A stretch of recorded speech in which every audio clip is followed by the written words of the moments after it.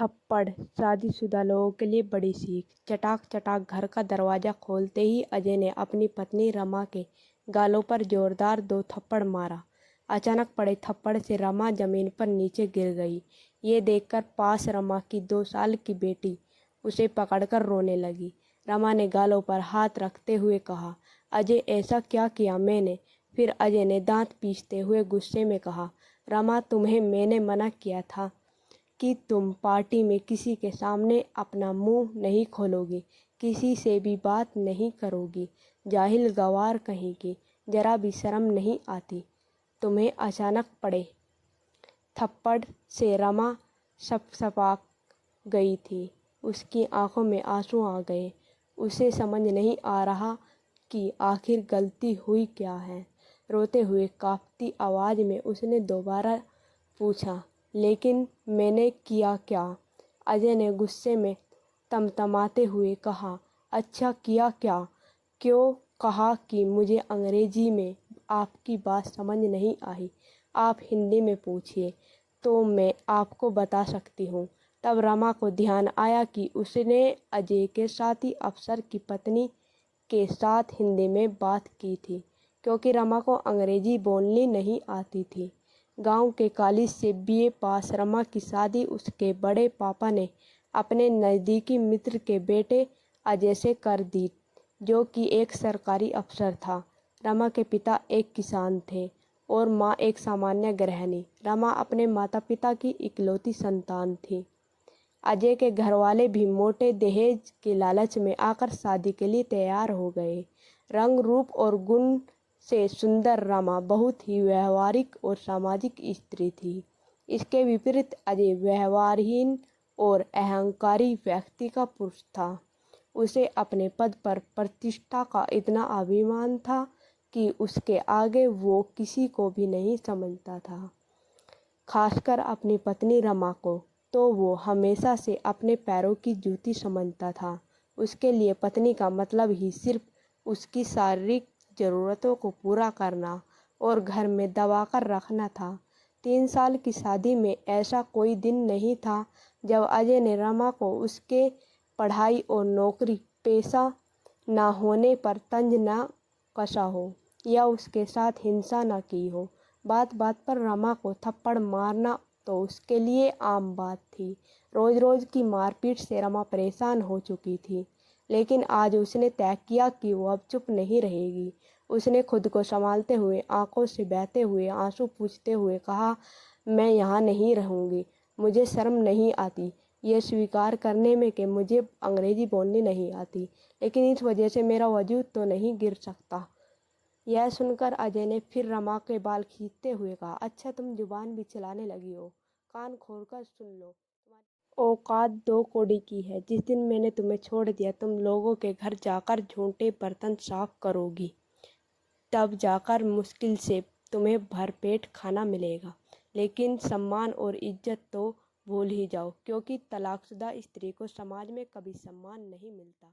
इज्जत करते हैं और यही तुम्हारी पहचान है। 2 साल की बेटी को गोद में लेकर रमा ने कहा, ओह तो मैं पिछले 3 साल से धोखे में थी कि तुम मुझसे प्यार करते हो और एक ना एक दिन तुम मेरे प्यार को समझोगे और मैं तुम्हें अपने प्यार में बदल दूंगी, क्योंकि पति पत्नी मिलकर एक दूसरे के पूरक बनते हैं। लेकिन मैं गलत थी। मुझे क्या पता था कि पार्थ पति पत्नी में भी होते हैं। ठीक है, आज मैं जा रही हूँ, हमेशा हमेशा के लिए जिंदगी से तुम्हारी।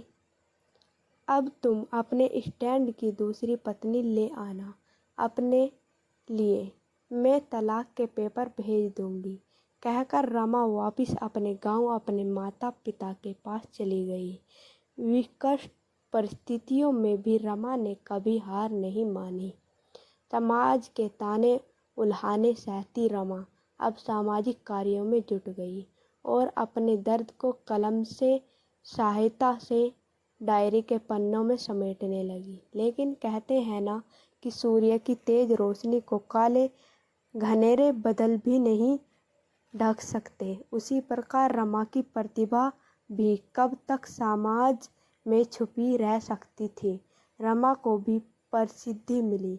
पूरे 20 साल बाद, अथक कड़े परिश्रम के बाद, आज जब रमा और अजय का सामना पड़ा तो पुरानी सारी कड़वी बातें याद आ गई। भीड़ से पूरा सभागृह तालियों से गूंज रहा था। आज रमा की उपलब्धियों के सम्मान में, आज उसे महामहिम राष्ट्रपति से समाज में महिला के सामाजिक सुधार एवं उनके लिए स्वरोजगार पैदा करने के साथ साथ घरेलू हिंसा की शिकार महिलाओं को न्याय दिलाने एवं उनकी शिक्षा के लिए जागृत करने के लिए पुरस्कार मिलना था।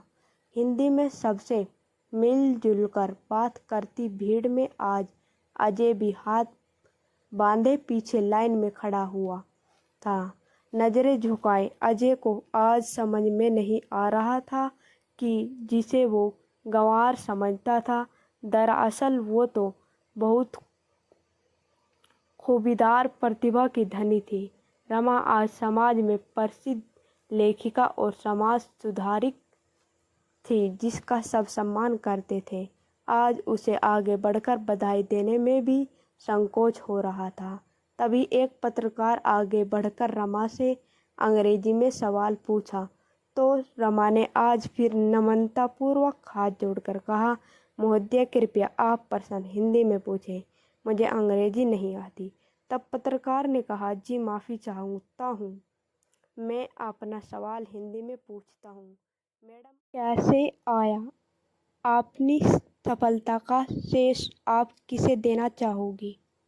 आज जहाँ लोग इंग्लिश मीडियम में अपने बच्चों को पढ़ा रहे हैं, आप बात कर रहे हैं, वहाँ आप हिंदी में लिखती हैं।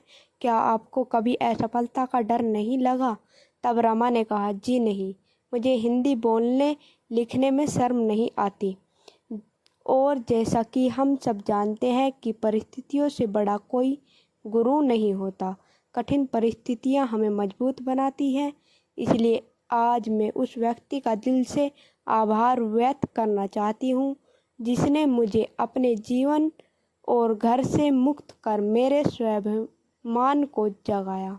वो व्यक्ति मेरे जीवन के ऐसे गुरु हैं जिनके दिए घावों ने मेरे अंदर दबे आत्मविश्वास को, आत्मसम्मान को, जीवन में नई दिशा एवं कुछ कर गुजरने के जुनून को जगाया। जिन्होंने मुझे अपने सामाजिक रिश्तों से आज़ाद करके बाहर समाज में आकर सांस लेने का और समाज के लिए कुछ करने का मौका दिया। बेशक आशीर्वाद और साथ मेरे माता पिता का मुझे मिला, लेकिन परिस्थितियों का ठोकर उसी व्यक्ति से मिला। इसलिए मैं उनका आपके माध्यम से धन्यवाद करती हूँ। साथ ही हर महिला पुरुष से कहना चाहूँगी कि हमारी सफलता में हमारी भाषा कभी बाधक नहीं बन सकती। और हिंदी तो हम सभी भारतवासियों के दिल की भाषा है। सफलता के लिए बस सच्ची लगन और जुनून की ज़रूरत है। थोड़ी देर बाद मौका मिलते ही रमा को अकेला देखकर अजय उसके सामने आकर खड़ा हो गया और उसने कहा, रमा, अपनी गुड़िया कैसी है? तब तो बड़ी हो गई होगी। रमा ने कहा, मेरी बेटी बिल्कुल ठीक है और अब पढ़ाई के साथ साथ मेरे ही सामाजिक कार्यों में मेरी मदद करती है। अजय ने कहा, रमा, तुम ऐसा क्यों कह रही हो? वो मेरी भी बेटी है। मुझे माफ़ कर दो, मैं तुम्हारी अहमियत नहीं समझ पाया। तुम्हारे जाने के बाद मैंने अपने ही ऑफिस के महिला साथी अफसर से शादी की। 2 बेटे भी हैं, लेकिन मेरी कोई इज्जत नहीं, न ही मेरी कोई अहमियत है। मेरी पत्नी मुझे बात बात में बदनाम करने और मेरा करियर ख़त्म करने की धमकी देती है और मैं चुपचाप सुनता हूँ क्योंकि मैं कुछ नहीं कर सकता। चुपचाप खड़ी अजय की बातों को सुनती रमा ने कहा, आखिर में हाथ जोड़कर कहा, महोदय, मैं असहाय लोगों की मदद करती हूँ, लेकिन आप तो खुद समक्ष हैं। मैं आपकी कोई सहायता नहीं कर सकती। तभी रमा की बेटी वहाँ आई और वो अपनी बेटी के साथ वहाँ से चली गई। अजय आज नज़रें झुकाए चुपचाप सब कुछ सुन रहा था, लेकिन आज कुछ भी कहने की स्थिति में वो बिल्कुल नहीं था और अपनी तिरस्कृत किए रिश्ते को जाते देख रहा था, क्योंकि वो आज मजबूर था और कुछ नहीं कर सकता था। लेकिन रमा आज मजबूर थी। दोस्तों, उम्मीद करता हूँ कि ये कहानी आप सबको पसंद आई होगी।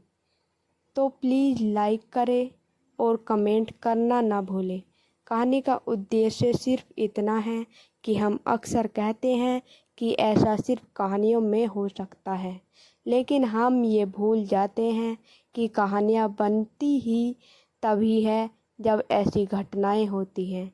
उन घटनाओं से प्रेरित होकर ही कहानियाँ लिखी जाती हैं और महिलाएं तो शक्ति स्वरूपा होती हैं। अगर वो कुछ करने की ठान ले तो फिर कोई शांत शक्ति उन्हें कभी हरा नहीं सकती।